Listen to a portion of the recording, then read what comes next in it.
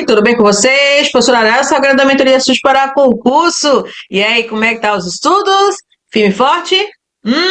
Vem para a aula. Hoje a gente vai falar sobre transplante e doação de órgãos. Vamos saber sobre a legislação e o que cai mais nas bancas de concurso público. Fica esperto, tá? Vem para a aula, bora para cima. Mentoria SUS para concurso, a professora Arara Salgueiro, rumo à tua aprovação. Vem para a aula. Então, gente, hoje a gente vai falar sobre doação e transplante de órgãos, tá? Tema muito explorado, né, ultimamente nas bancas de concurso público. Eu acredito que a Sebrasp, a FGV, né, e as outras bancas, elas não vão deixar de falar sobre esse tema, né? Então, bora para a aula, bora para cima. Bom, a doação e transplante de órgãos, o que é, né? Qual a sua importância, né, para o Sistema Único de Saúde e para também o indivíduo, né? Então, o processo de transplante, ele consiste em substituir um órgão ou tecido, tá, doente por um outro saudável, proveniente de doador vivo ou falecido. A doação de órgãos e tecidos é um ato voluntário e gratuito, tá? Que permite esse procedimento e salva ou melhora vidas, tá? Então, no Brasil, esse processo é coordenado pelo Sistema Nacional de Transplante, o SNT, órgão vinculado ao Ministério da Saúde, que regula e monitora e coordena doações e transplante em todo o território nacional, né? Então, a gente sabe que o transplante, gente, de órgãos, tá?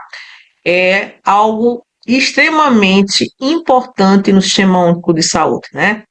Quantas pessoas devem estar na fila aguardando receber, né, um órgão para poder prolongar a sua vida, né? Então a gente vai saber como é que é essa legalização, como é feito essa captação, tá? E o que diz a nossa lei com relação, tá, as nossas práticas no Sistema Único de Saúde e com relação às penalidades também, tá? Então, vamos seguir nossa aula.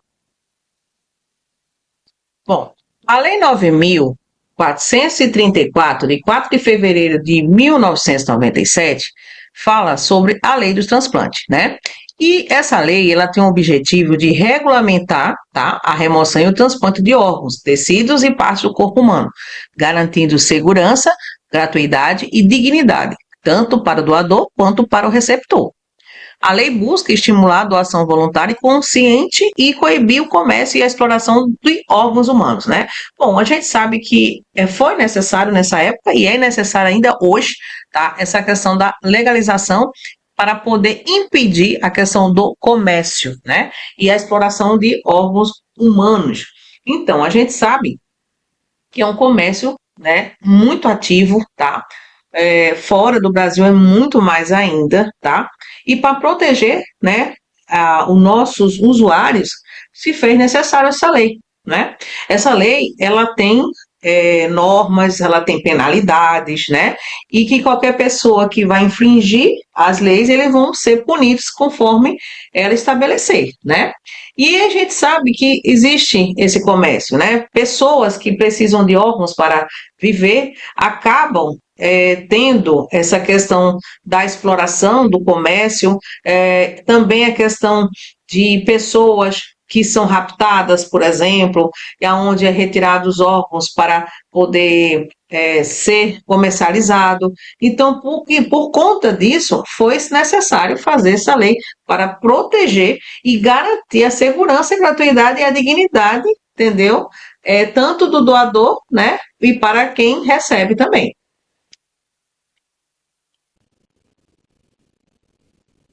Bom, sobre os pontos principais da lei, nós temos o artigo 1º, que traz a finalidade e princípios, tá, da doação, né, e transplante de órgãos, né? E aí tem a questão da remoção, né, o primeiro artigo que fala sobre a remoção e o transplante de órgãos, tecidos ou parte do corpo humano só podem, olha gente, memorizem isso, tá? Só pode ocorrer para fins terapêuticos ou científicos. Então, nada de comercialização, tá? É proibido comercializar. O que quer dizer isso aqui? Não pode vender, né? Vender órgãos, vender tecidos, é proibido, tá? A nossa legislação não permite isso, certo? E aí, não deve receber nada, nem um centavo, caso tenha alguma remoção, algum transplante de órgão, tecidos ou parte do corpo humano, tá? E o ato tem que ser voluntário, gratuito e solidário, ou seja, eu tenho que externar a minha vontade de doar, entendeu? Por isso que as pessoas assinam termos, tá? Então, não é algo que deve ser comercializado. No artigo 2, responsabilidade médica. Memorize isso aí também, tá? Remoção deve ser realizada exclusivamente por médicos, tá? Médicos em estabelecimentos de saúde autorizados pelo Ministério da Saúde. O que quer dizer isso? As unidades elas têm que ser credenciadas, ou seja, o hospital tem que ser credenciado para poder fazer o transplante ou a remoção. Não pode ser qualquer unidade. Tem que passar pela autorização do Ministério da Saúde. E essa autorização é feita por credenciamento da unidade, tá? No artigo 3º, doador falecido, a retirada de órgãos só pode ocorrer após a constatação de morte encefálica, de acordo com critérios definidos pelo Conselho Federal de Medicina, tá? O CFM, e pelo Ministério da Saúde. O diagnóstico deve ser confirmado por 2 médicos diferentes, tá, gente? Olha lá, cuidado aí, onde tem número vai ter questão, tá? Não integrantes da equipe de transplante, ou seja, quem vai confirmar, né, o diagnóstico é 2 médicos, tudo bem? A equipe tem médico, mas não podem pertencer à equipe de transplante, tá certo? Então, uma pessoa, quando é constatado o óbito, tá, por morte encefálica, muito comum um paciente, por exemplo, traumatismo crânioencefálico, né? Paciente que muitas das vezes tem um acidente e aí ele acaba tendo esse trauma e acaba comprometendo, né, a função neurológica, ou seja, o cérebro não responde mais.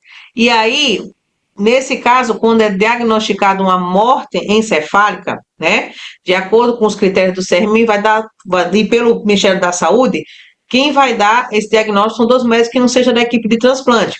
Digamos que seja o paciente está na unidade de trauma, ou então ele está na unidade de terapia intensiva, e os médicos da unidade de terapia intensiva constataram a morte, né, encefálica, né, junto com exames, né, o próprio neuro constatou isso. Aí eles não são os médicos da equipe.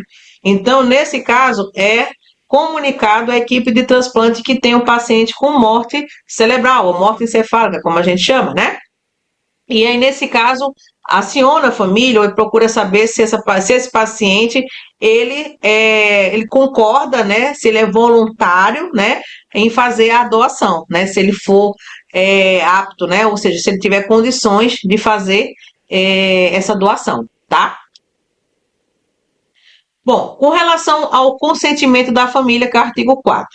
A retirada de órgãos e tecidos depende da autorização familiar, mesmo que o falecido tenha manifestado vontade em vida, tá, gente?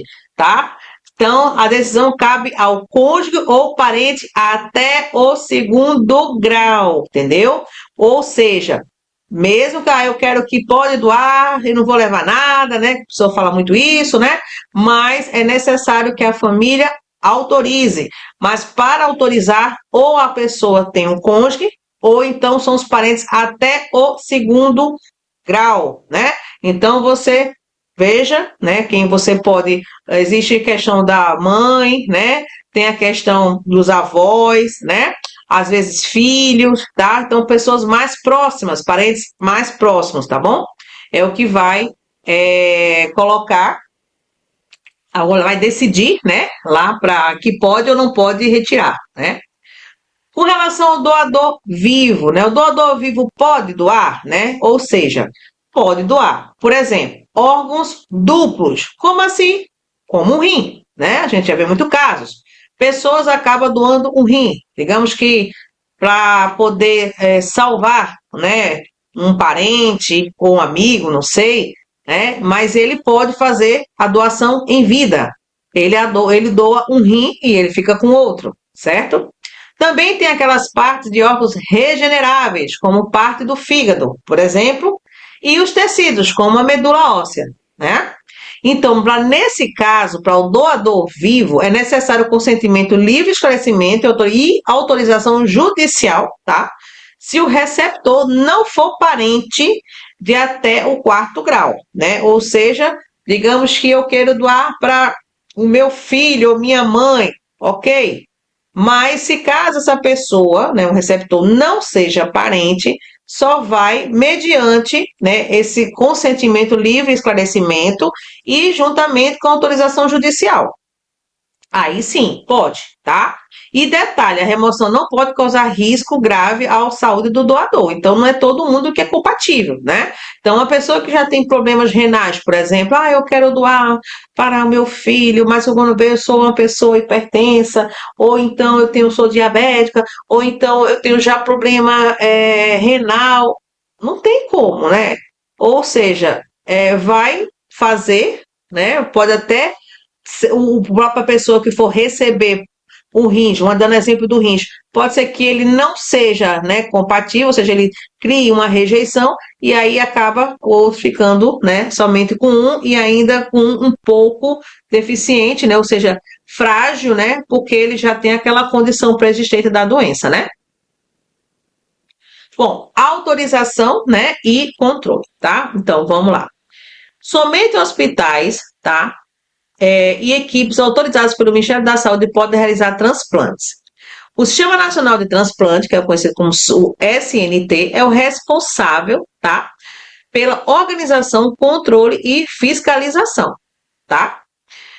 Então, todos os hospitais que tiver autorização do Ministério da Saúde, eles podem, além, né, de captar, né, eles fazem essa captação, né, fazem essa organização, esse controle, né, e esses hospitais, eles precisam passar pela autorização do Ministério. Então, essas unidades, elas emitem um tipo de uma proposta, eles enviam relatórios, né, falando das condições que a unidade tem, né, de ser uma central, né, e aí, nesse caso, vai ser toda uma avaliação, o Ministério vai ver se realmente é compatível, se dá ou se não dá, né? Aí, nesse caso, eles vão encaminhar toda aquela papelada, né, para lá para o Ministério avalia, autorizando, pronto, a unidade ela fica autorizada em fazer, né, a doação e a captação, né, a remoção de transplante de órgãos, né, então ele fica apto. Com relação ao artigo 7º ao 10º, ele vai falar sobre os registros e fiscalização, tá? Então, o Sistema Nacional de Transplante, ele tem uns cadastros nacionais, né? Que aí ele tem a questão das instituições que são credenciadas, quem são as equipes de transplante, que tudo é credenciado, gente, tudo. Então, a unidade, quem é que vai fazer parte dessa unidade? Porque a unidade, ela só pode ser cadastrada se tiver equipe, né? A equipe, elas são cadastradas. Aí também tem a questão do doador e receptor. A pessoa pode chegar e dizer, olha, eu quero ser doador ou receptor também. Faz todo um cadastro, tudo via Ministério da Saúde, tá? E também a gente trabalha com as estatísticas, né, de procedimento, quando é realizado, né, quantos transplantes foi realizado naquela unidade. Tudo serve como estatística, né, que a gente trabalha com estatística também, né? O Ministério da Saúde, ele deve fiscalizar todas as etapas do processo, tá? Então, fica tudo a cargo do Ministério da Saúde. Bom, aqui, gente, dando seguimento, artigo 11, né? A pesquisa científica ela permite a utilização de órgãos e tecidos para fins científicos, desde que com autorização expressa e sem fins lucrativos, né? Sabemos que a doação, né, e a remoção de órgãos e tecidos não pode ser comercializada.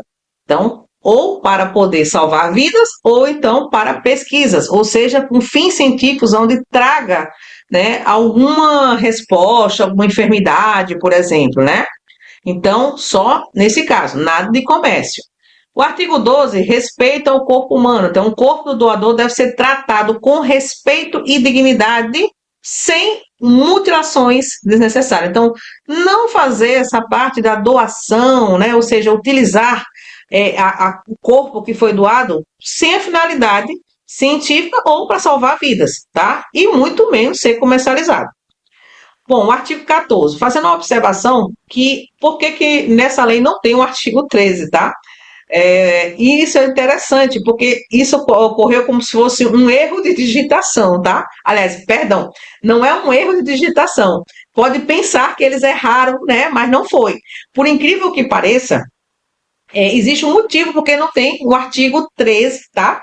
Dessa lei. Então, quando foi tramitar no Congresso, gente, possuía, né, esse artigo que tratava da disposição administrativa sobre o transporte de órgãos e notificação compulsória, né? Mas ele foi suprimido, né, quando teve uma revisão, né? E aí, no caso, ele pulou do 12 para o 14. Foi por conta disso que a gente não tem, né, o artigo 13, tá? Só para ficar essa observação, para não pensar assim, eita, professora, a senhora esqueceu de colocar o artigo 13, né? Mas não, gente, não é que eu esqueci, não, tá? A lei realmente ela tirou, ela supriu o artigo 13, tá? Então, por isso que do 12 vai para o 14. Bom, no 14 ele já fala da proibição, né, e de comércio, como a gente já falou, é proibido, né, crime você vender os órgãos ou remoção, né, de órgãos e tecidos, tudo que for comercializado com referente ao transplante é proibido. E o que acontece? A pessoa que for pega fazendo esse ato, ele tem uma pena de reclusão de 3 a 8 anos e multa. Gente, memoriza, tá? Memoriza isso, porque onde tem número, eles adoram colocar a questão, tá bom? Bom, o artigo 5º, né, ele fala de outras infrações, tá? Por exemplo, médicos ou responsáveis que executarem transplante sem autorização legal estão sujeitos a, ou seja, digamos que o médico fez, não teve consentimento da família, nem no doador, ele também recebe penalidade, tá? Ou seja, a pena é de 6 meses a 2 anos de prisão, além de sanções éticas e administrativas. No caso, ele até podendo ser cassado, tá? Bom, no artigo 16 a 18, eles são as disposições finais dessa lei. Ou seja, ela criou o Sistema Nacional de Transplante, ela determina que o Ministério da Saúde publique normas complementares e atualize os critérios clínicos, tá? Ele revogou normas anteriores, tornando-se base da Política Nacional de Transplante. Bom, aqui um breve resuminho para vocês que fala sobre esses princípios fundamentais da lei, né?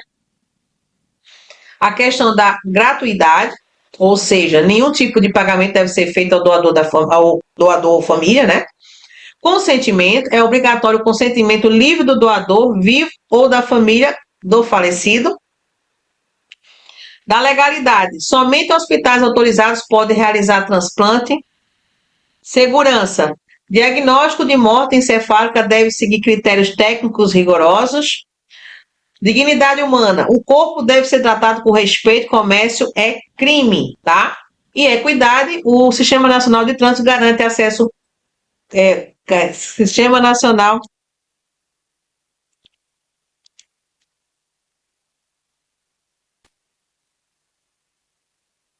Bom, sobre os princípios fundamentais da lei, nós temos aqui uma tabela bem prática, né? Resumida, que fala sobre a questão da gratuidade, do consentimento, da legalidade, da segurança, da dignidade humana e da equidade, né?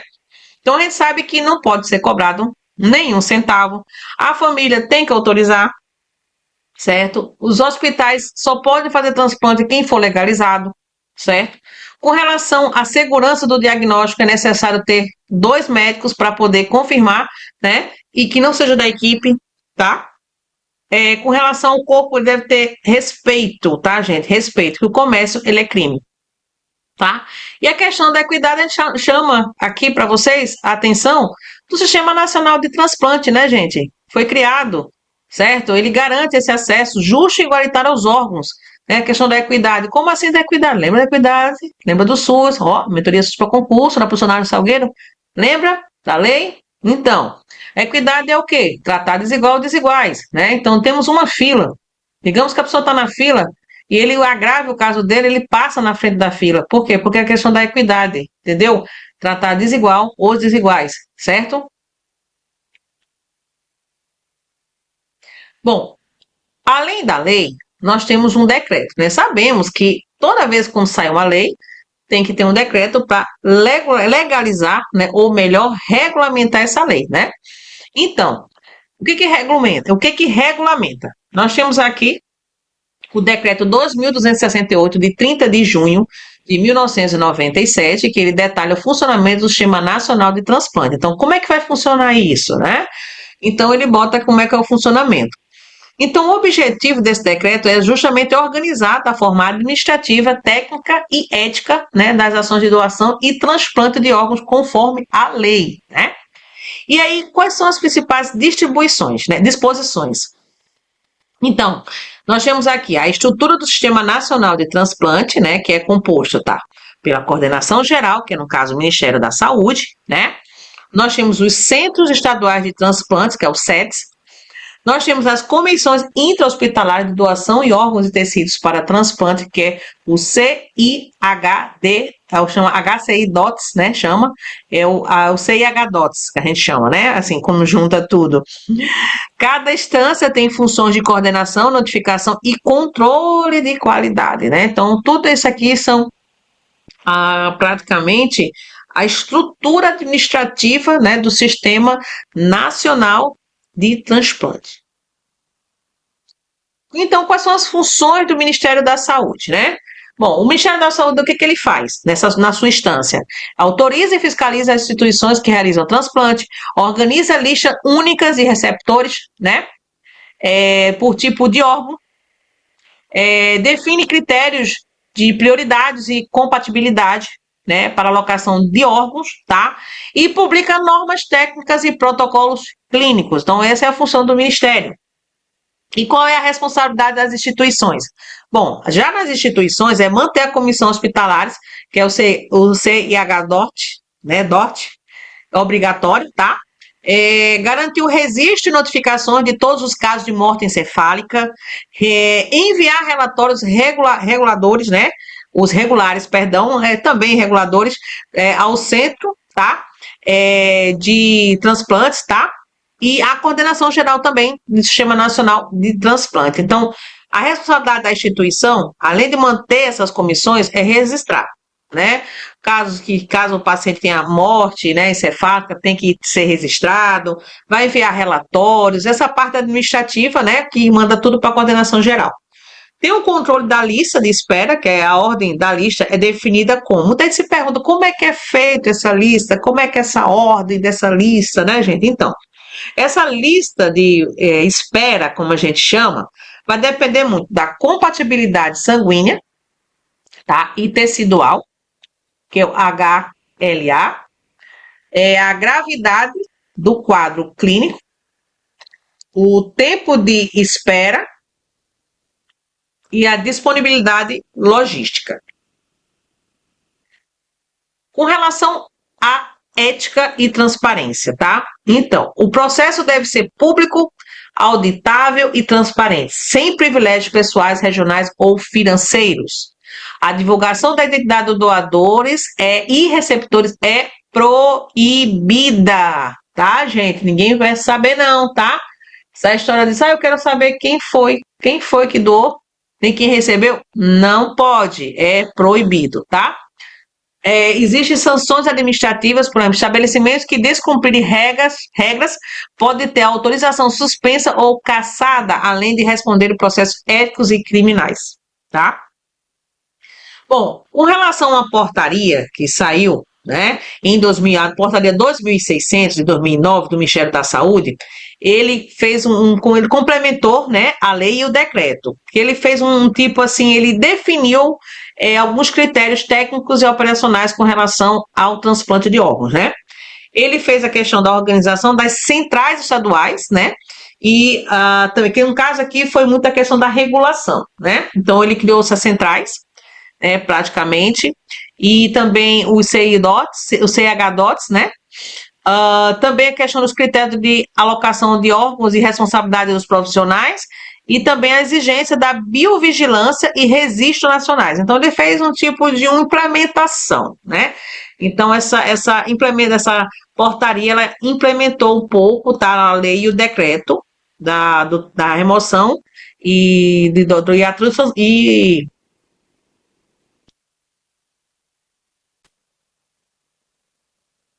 bem, com relação à ética e transparência, né, o processo deve ser público, auditável e transparente, sem privilégios pessoais, regionais ou financeiros, tá? E lembrando para vocês que é proibido, tá, gente? Olha, proibido, tá? A pessoa que receber ou quem for o doador ser identificado, ok? É proibido divulgar a identidade deles, tá? Porque não se pode saber de onde veio e nem para onde vai, tá?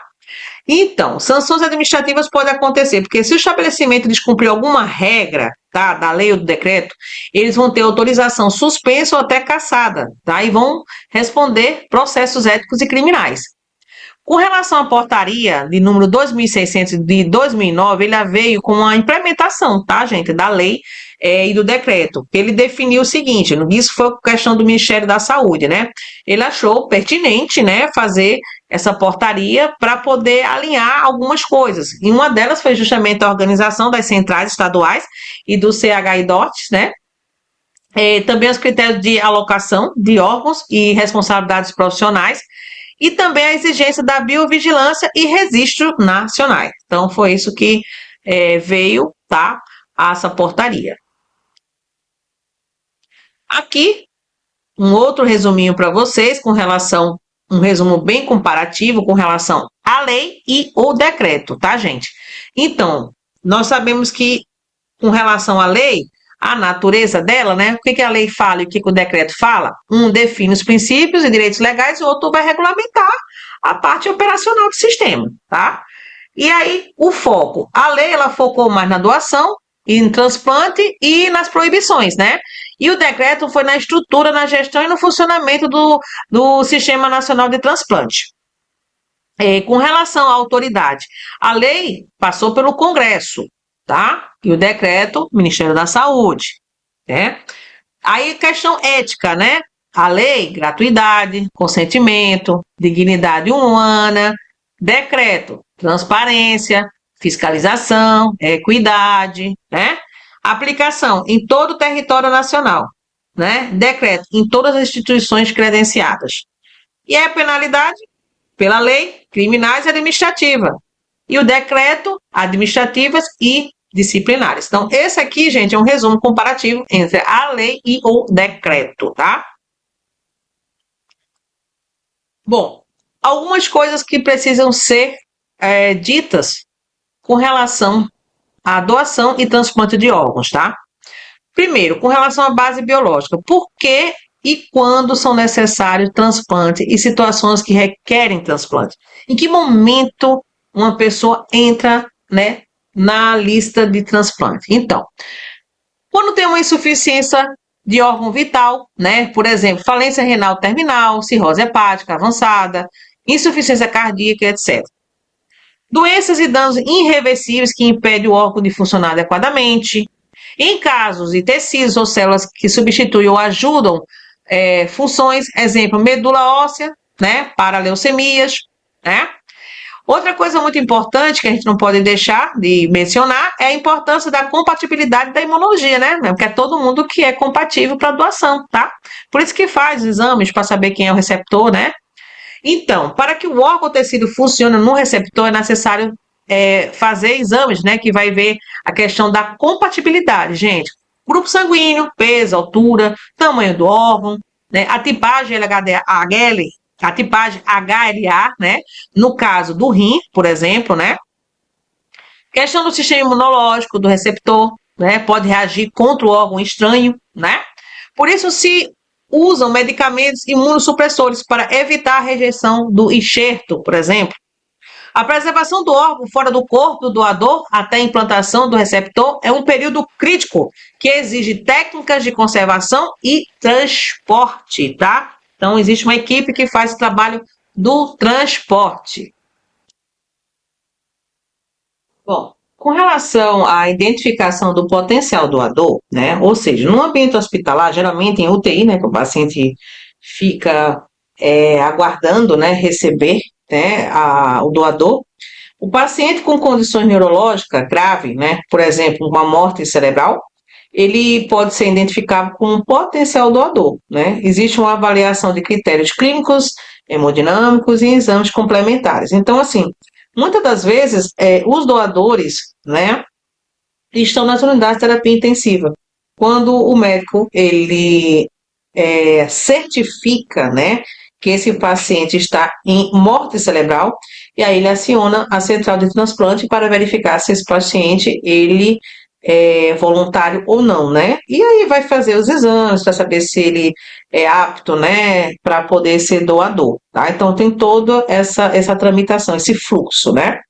Com relação à obtenção de consentimento, mesmo quando a lei permite doação após morte cerebral, a família normalmente é informada, né? Então, no Brasil, a vontade do indivíduo pode ser registrada como doador, né? Ou a família autoriza, né? No caso, de doador vivo, o consentimento é informado, é imprescindível. Então, o doador deve entender riscos, benefícios e implicações, tá? Então, mesmo que a lei permite que essa doação cerebral, né, normalmente é informada no Brasil, né? A vontade do indivíduo pode ser registrada, do doador, mas a família tem que autorizar. Então, eu quero dar, beleza, pode até ser, mas se eu não quiser, nossa, né? Então, sabe que tem que ser conjuntamente, tá bom? Vamos lá, bora pra cima, gente. Com relação à colheita, né, ou seja, a coleta, né, dos órgãos e tecidos, como é que é feito isso, né? Então, realizada por equipe especializada em ambiente cirúrgico, né? Os órgãos são removidos e encaminhados ao receptor ou preservação. Para doadores falecidos, após a confirmação de morte cerebral, os órgãos podem ser mantidos por sistema de suporte até a colheita, né? Então, é uma equipe especializada, o ambiente tem que ser cirúrgico, né? Quando esse órgão ele é removido, ele vai ter toda aquela conservação, preservação, né? E aí, se o doador falecido, né, após a confirmação, se for um caso, o paciente, né, que teve morte cerebral, o órgão ele pode ser mantido por sistema de suporte até a colheita, tá? O paciente está com morte cerebral, né? Ele está ali, ainda, os órgãos ainda estão funcionando. Que foi que morreu foi o cérebro. Com relação ao transporte e conservação, tá? O órgão removido requer condições rigorosas, tratamento frio, rapidez, preservação celular e adequada para que funcione o receptor, né? Então tem que ter muito bem essa conservação para a gente não perder esse órgão, tá? É bem rigoroso, gente, muito rigoroso. Tem que trabalhar na captação, viu? Ou na coleta, né, também como a gente chama, é bem rigoroso, tá? E tem aquela seleção, né, e preparação do receptor, ou seja, tem uma avaliação pré-transplante, né, de receptor, compatibilidade de saúde geral, risco, situação clínica, né, e tem a lista de espera, tá lá no Sistema Nacional de Transplante, né, e organiza pacientes que aguardam. Então, é isso que faz com relação à seleção e à receptação, tá? Bom, com relação às cirurgias de transplante, né, então, o transplante propriamente dito, é uma implantação do órgão, né? Ou seja, uma anastomoses vasculares, ajustes cirúrgicos, é isso que acontece, né? Quando o paciente recebe, né, o órgão ou o tecido, né? Então, após a cirurgia, existe o início de imunossupressão. Aí tem que monitorar esse paciente, porque ele está recebendo algo que não é dele. E aí a gente, né, fica naquela expectativa de que tudo dê certo, né? Paciente com transplante. No pós-operatório e acompanhamento, né? Então, cuidados intensivos, vigilância, né, de rejeição do órgão, infecções, outras complicações, né? Ao longo prazo, questão de medicamentos, exames, ajustes e acompanhamento da função do órgão transplantado, vigilância e qualidade do processo. Há protocolos de biovigilância para monitorar eventos adversos, falha de enxerto, infecções, segurança do processo. Então, tem todo eu sempre acho que existe certos segmentos na saúde que eles são vistos com muita atenção, tá? E a parte da central, ou seja, o Sistema Nacional de Transplante, ele não poderia deixar nada saísse errado, né? Então imagine você captar um órgão, é uma pessoa que já está com morte cerebral, tem toda aquela comoção da família, né? Então tem que trabalhar muito a questão ética, né? A questão também da humanização, né? Organização e controle. Então é muito, mas muito importante a gente conhecer, né, essa política, né? Podemos dizer que é uma política, tá? E trabalhar para que ela seja efetivada. Como assim? É, fazer campanhas, a gente vê muitas campanhas, as pessoas promovendo, né? Seja doador para salvar vidas, né? Então é muito importante essas campanhas que o Ministério da Saúde faz, né? Bom, com relação aos tipos de doadores, né? A gente tem, como já vimos, aquele tipo de doador que é o doador vivo, né? Que a gente já falou, né? Que é a questão do rim, parte do fígado, e tem o doador falecido, né? Aí que, no caso, morte encefálica, né? Que ele vai confirmar, e aí tem os órgãos que são retirados, né? Para transplante. Por exemplo, por tipo de órgão, chama tipo de órgão ou tissue. Então, o órgão mais comum, gente, que é transplantado, caso tenha lá na sua questão, querendo saber quais são os órgãos que são mais transplantados, tá? É o rim, o fígado, coração, pulmão e pâncreas, tá? Bom, com relação a tecidos, né? É a córnea, ossos, pelve, as válvulas cardíacas, medula óssea, sangue de cordão umbilical, tá? Com relação, por natureza de compatibilidade, temos aqui o autotransplante, né, ou seja, do próprio paciente, menos comum em órgão vital, mas em tecidos, tá, gente? Ou seja, tecido, né? Então, nada de, eu vou tirar do meu, tá no meu, não tem como, né? Então, é só tecido. Uma allotransplante, por exemplo, entre indivíduos da mesma espécie, pode acontecer, né? Uma xenotransplante entre espécies ainda é experimental, mas existe algumas coisas que ainda estão para estudos, mas existe esse movimento dentro da sociedade científica, tá, gente?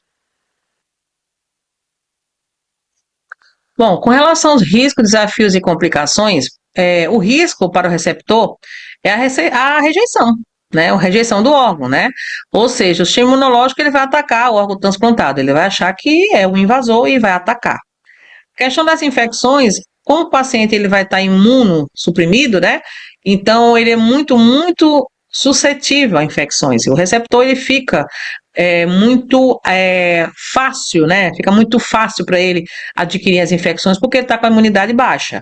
Complicações cirúrgicas, por exemplo, pode ter lá na hora, um trans, né? Uma hemorragia, uma trombose, uma falência do enxerto, por exemplo, né?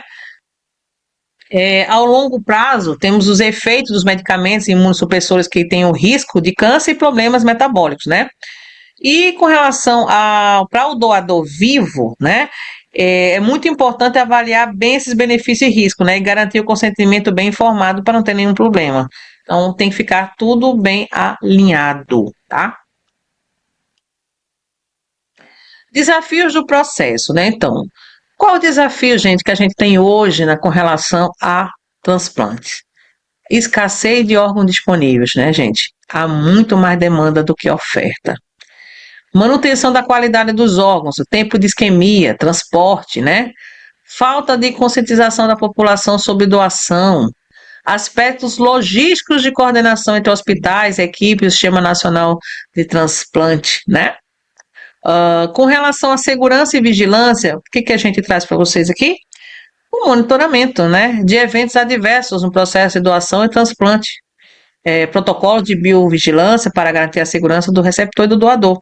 Ou seja, as unidades que são responsáveis pela captação, pela coleta, né, dos órgãos ou de tecidos, devem seguir as normativas para poder fazer com que esse serviço ele seja realmente efetivado, tá? E eficiente também, tá? Bom, benefícios e impactos. Para o receptor, salvar a vida ou melhorar substancialmente a qualidade de vida, menos dependente do tratamento paliativos, menos tempo de hospital ou melhora funcional, né? Para a sociedade, redução de custos com tratamentos prolongados, de falência de órgão, reutilização de recursos, melhora no panorama da saúde pública. Doação de tecido, exemplo, córnea, né? Pode restaurar a visão, devolver a independência. Impacto emocional social para muitos doadores ou família, a doação representa legado, ajuda ao próximo. Então, é muito, gente, muito bom. Eu tenho, como minha opinião, né, como professora, como trabalhadora do Sistema Único de Saúde há mais de 20 anos, a questão de transplante é um ato de amor. É um ato de amor próximo, tá? Então, pensamos, né? Refletimos. Com relação a mitos e barreiras de sensibilização, né? Muitos acreditam que ser doador atrapalha sepultamento, né? Ou médicos não darão prioridade. A minha vida se soubesse que sou doador, né? Mitos que precisam ser combatidos com informação. Por isso que é muito importante a gente informar a nossa população sobre o transplante de órgãos.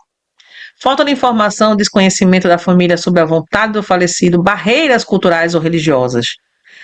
A sensibilização envolvia explicar que doador vivo só doa se for seguro, que a doação pós-morte só é considerada após a confirmação de morte e não compromete o tratamento do paciente antes disso. Educação em escolas, hospitais, campanhas públicas ajuda a mudar a percepção. Por isso que precisamos reforçar a educação em saúde, principalmente na comunidade. Bom, aqui trazer para vocês, né, alguns pontos chaves com relação ao tema que pode ser muito explorado nas bancas de concurso público, tá? Entre a lei, o decreto e a portaria, esse tripé, né, normativo. A gente tem a questão do consentimento familiar, que é obrigatório, a questão do diagnóstico da morte encefálica, que existe 2 médicos, não pertence à equipe de transplantadora, a questão do comércio de órgãos, que é crime grave, tá? A questão da doação em vida, que só órgãos duplos ou partes regeneráveis, e o processo coordenado pelo Sistema Nacional de Transplantes sob o comando do Ministério da Saúde, tá, gente? Aqui são os pontos chaves que devem ser muito, mas muito bem memorizados na hora que você for fazer a sua prova no concurso público, uma tua aprovação, né? E vamos de questão? Bora de questão, né? Então, gente, vamos exercitar aqui, tá? Então, pega a canetinha, pega o lápis, né? Caneta, lápis, né? E o teu caderninho e bora exercitar, tá? Todo mundo? Vamos ver aqui a questão.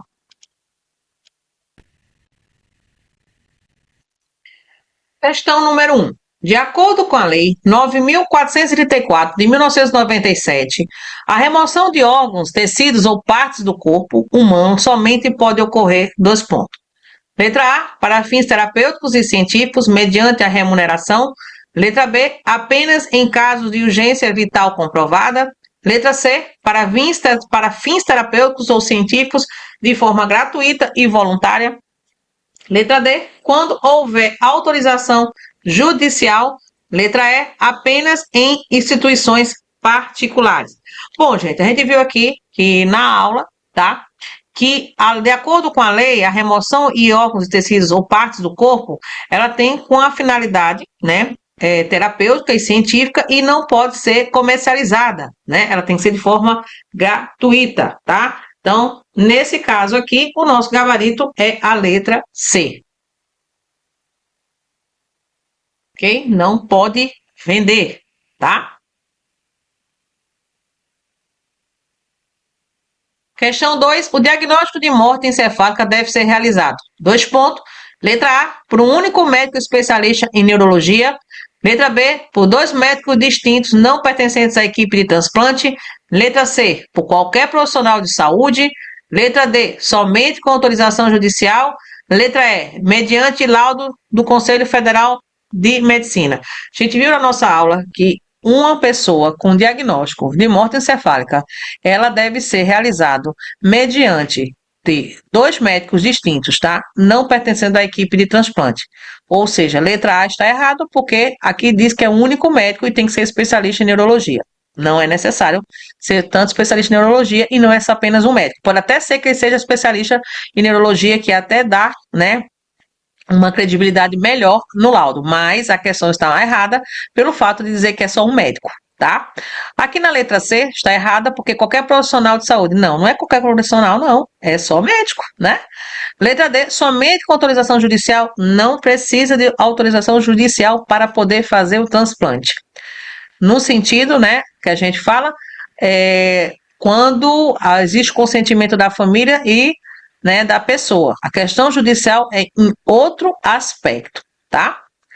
Com relação à letra E, mediante o laudo do Conselho Federal de Medicina. Não, não é o conselho, só precisa de 2 médicos distintos que não podem pertencer à equipe de transplante. Por isso que o nosso gabarito é a letra B. Terceiro, a retirada de órgãos e tecidos de doador falecido depende de 2 pontos. Letra A, vontade prévia do falecido dispensando a família. Letra B, autorização judicial. Letra C, autorização da família, mesmo que o falecido tenha se manifestado vontade. Letra D, autorização do hospital. E letra E, a avaliação do Sistema Nacional de Transplante. Gente, a gente viu na aula de hoje que é necessário, tanto ele como a família, né, que eles autorizem a doação, né? Ou seja, letra A está errada porque a vontade prévia do falecido, tudo bem, tem a vontade prévia, mas dispensar da família, não. Então, essa questão está errada. Autorização judicial, não necessariamente quando o doador falecido, né, ou seja, ele tem a vontade, né, e a família também, não precisa de autorização judicial. Com relação ao D, autorização do hospital, também não. Quem autoriza é a família e o doador, né? No caso, né, o falecido, né, doador. E a avaliação do Sistema Nacional de Transplante? Também não. Então, tudo é em cima do doador e da família do doador. Gabarito, letra C. Quarto, sobre o doador vivo, é correto afirmar. Letra A, pode doar qualquer órgão vital, desde que queira. Letra B, só pode doar órgãos duplos ou partes de órgãos regeneráveis com consentimento. Letra C, não precisa de autorização judicial. Letra D, pode doar mediante recompensa. Letra E, só pode doar a parentes até o 2º grau, né?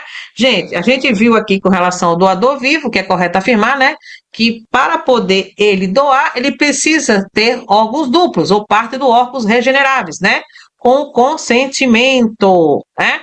Ou seja, ele, né, pode fazer essa doação se tiver nessas condições. Fora isso, não pode, tá? Ser doador, né? Conforme tá a nossa lei, ok? Diante disso, né? Podemos colocar como nosso gabarito, tá? A letra B, tá? Então, letra B é o nosso gabarito, tá? Segundo o artigo 5º, né, da lei, o doador vivo pode doar órgãos duplos, como a gente falou, rins, fígado, né, medula, consentimento livre, esclarecido e autorização judicial, se não houver parentesco até o 4º grau, né? Por isso que a letra A está errada, né? Porque não pode doar qualquer órgão vital, desde que queira, não pode, né? E para poder doar esse órgão duplo tem que ter por ordem judicial e também tem que ser o 4º, né? Até o 4º grau, tá? De parentesco. Quinto, a coordenação nacional do processo de doação e transplante é responsabilidade de quem? Letra A, dos Conselhos de Medicina. Letra B, das Secretarias Estaduais de Saúde. Letra C, da Anvisa. Letra D, das universidades públicas. Letra E, do Ministério da Saúde por meio do Sistema Nacional de Transplante, né, gente? Então, muito tranquilo, faça essa questão. A gente sabe quem é responsável é o Ministério da Saúde por meio do Sistema Nacional de Transplante. Gabarito, letra E, tá? Sexto, né? Qual das alternativas é incorreta, tá, gente? Tá pedindo a errada, viu? Quanto aos princípios fundamentais da Lei 9.439 de 97. Letra A, voluntariedade. Letra B, gratuidade. Letra C, confidencialidade. Letra D, comercialização. Letra E, solidariedade. Bom, gente, é incorreta, tá? Então, a gente sabe que não pode comercializar, é certo? Então, o nosso gabarito é a letra D. É proibido, tá? Não pode vender.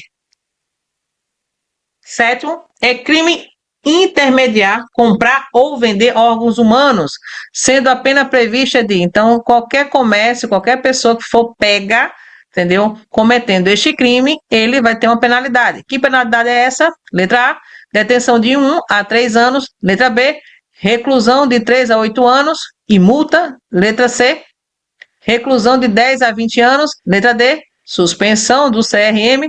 Letra E, advertência e multa, né? Bom, a gente sabe que, de acordo com a lei, a pena prevista para quem cometer este crime é de reclusão de 3 a 8 anos e multa, ok? Então, nosso gabarito é a letra B, tá? B de bora para cima, mentoria SUS para concurso, funcionário Salgueiro, uma tua aprovação.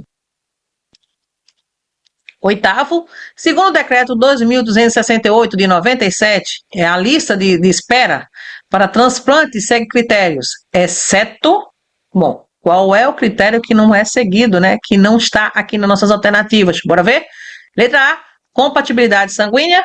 Letra B, gravidade clínica. Letra C, tempo de espera. Letra D, capacidade financeira. Letra E, logística e distância. Bom, a gente sabe que a lei, né, estabelece todos os critérios, né, da execução e o decreto ele legaliza isso, né? Então, aqui sabemos que a capacidade financeira é o nosso gabarito, gente. A gente sabe que doação é um ato de solidariedade, é um ato de amor próximo e não pode ser comercializado e nem pode ter distinção de cor, de raça, né, nacionalidade, escolaridade e principalmente capacidade financeira. Então, nosso gabarito é a letra D. Nono, no contexto da ética e biovigilância, o profissional de enfermagem tem o dever de, letra A, autorizar transplante, letra B, garantir estabilidade do potencial doador e apoio à família, letra C, comunicar à mídia sobre doações. Letra D, decidir quem será o receptor. E letra E, prescrever imunossupressores. Qual é o nosso trabalho, gente? Qual é a nossa missão? Letra B, né? Garantir estabilidade do potencial doador e apoio à família. Acolher, humanização é o que a gente faz, né? Décimo, quem realiza transplante sem autorização legal está sujeito a letra A, pena de advertência. Letra B, multa simbólica. Letra C, prisão de 6 meses a 2 anos e sanções éticas. Letra D, suspensão temporária do cargo. Letra E, nenhuma penalidade, tá? Ou seja, qual seria a penalidade? Quando a pessoa realiza transplante sem autorização legal, né, está sujeito à prisão de 6 meses a 2 anos e sanções éticas. Gabarito, letra C. Então, gente, mais um conteúdo, né, realizado com sucesso. Mentoria SUS para concurso, funcionário Salgueiro, a tua aprovação, né? E bora para cima, né, meu povo? Bora lá que é certo a nossa aprovação. Então, gente, nossa aula a gente viu sobre transplante, doação de órgãos, a gente conseguiu entender como é que funciona essa lei e como a gente vai acertar a questão lá na banca, tá? Na sua provinha. Não esquece, tá? Olha, memoriza, tá? Memoriza a questão do que pode e o que não pode, tá certo? Vê a questão das penalidades, tá? Isso é muito importante. Como doador, vivo, doador morto, entendeu? O que pode e o que não pode é um padrão, tá? Ouro, que vocês têm que saber para responder as suas questões, tá bom? Ó, mentoria para concurso Funcionário Salgueiro, uma tua aprovação e bora pra cima!